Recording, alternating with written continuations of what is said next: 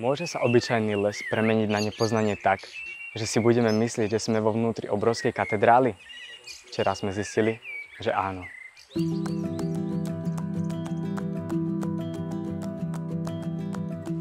Medzi nami sme privítali 200 hostí a uprostred nádhernej prírody z Dychavských Lazov sme spievali táborové piesne, počúvali o tom, že človek je ovečka, ktorá dobre nevidí, ale zároveň je vzácna bytosť, ktorá je milovaná svojim pastierom.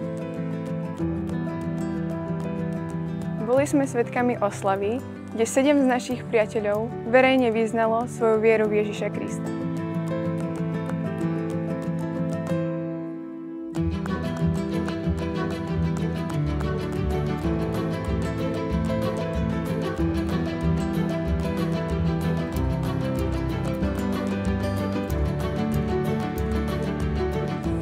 Krstite v mene Otca, Syna, Ducha Svätého. Amen.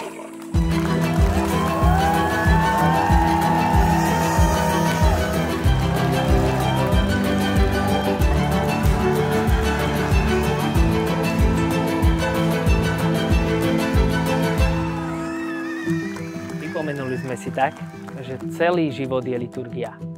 Každé slovo je vyznaním viery, každý deň je sviatkom a každé miesto kostolom.